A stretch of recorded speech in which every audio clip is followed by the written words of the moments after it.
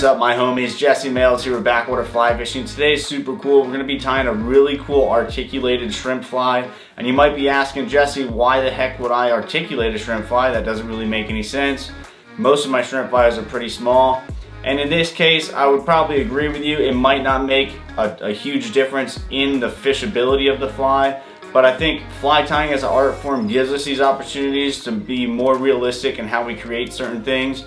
And in this case, we're trying to mimic a mantis shrimp, which does have a pretty long body to it. So this articulation is going to help us build that body a little bit longer. Whereas if we were just using a number 4 hook, the length of the shank of that hook is quite short. So we wouldn't be perfectly mimicking what the actual shrimp really does look like. We would just be mimicking it, sort of poking its head out of the sand, things like that, as the fly is resting on the bottom. In this case, we could go ahead and build the whole entire fly to mimic the shrimp. There you go, let's get started. Alright guys, so the first step is to go ahead and lay a pretty solid thread base on the shank of your hook, going from the hook eye all the way down the bend of the hook. This next step is super simple. We're just using medium cactus chenille to build sort of like a hot spot on the back end of this fly. So we're just going to tie it in, palm it around, and then tie that off, and go ahead and trim the excess. The next step here is going to be to just add a few shrimp eyes to the back of this fly.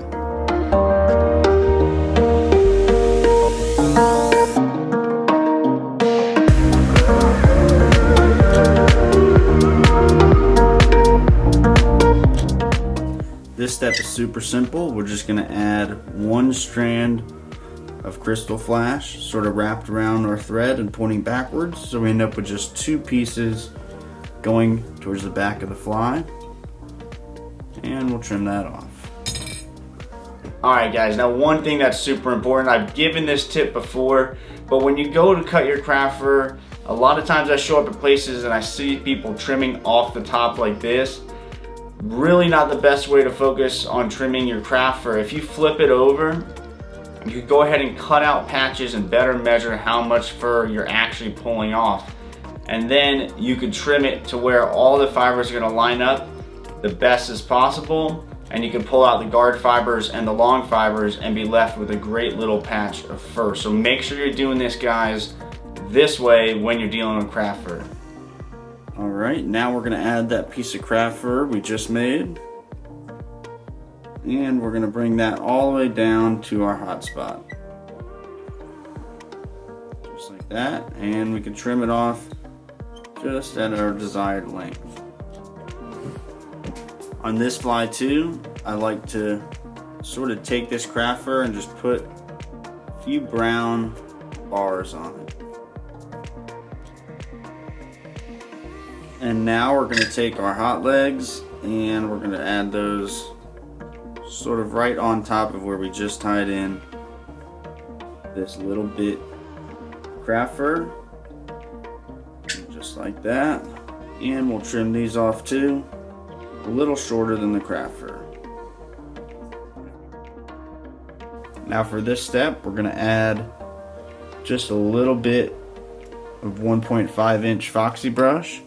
We're going to tie it in, and then we're going to palm it a few times right around the shank. That's 2. We'll go 3 times, and then we're going to tie it off. Just like this.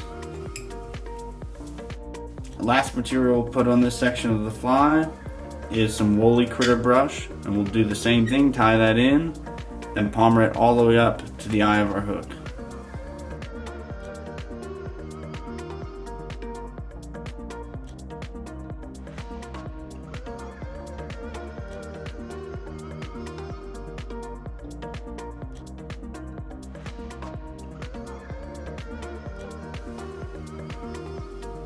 Alright, and that part is now done.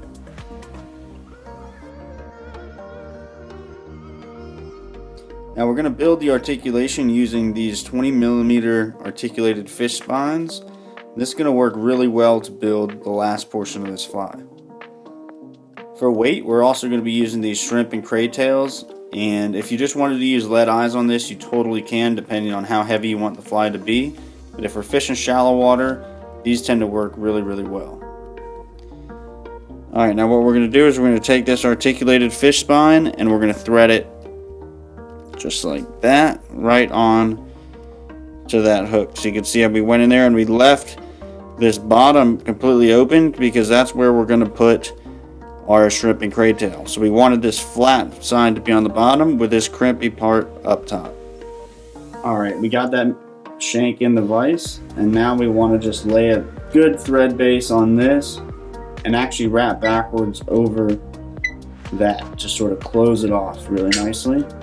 We don't want this to open for any reason, and just laying a good bead of thread on there is going to be enough to keep it closed. Just like that. Now we want this shrimp and cray tail to be right up to the eye here without kind of covering the eye too much. And we're going to just wrap that on, work our way back, sort of get it set in there really nicely. There we go. If you want, you can put a little bit of glue on this. I don't find it that necessary. Now the brush we're going to use to build the end of this fly, which is really simple, I just covered in my other videos, and that's this EP Crustaceous brush. It works really well for doing segments like this on flies. Alright, now all we got to do with this is tie this in and palmer it around the shank, going all the way up to this tail.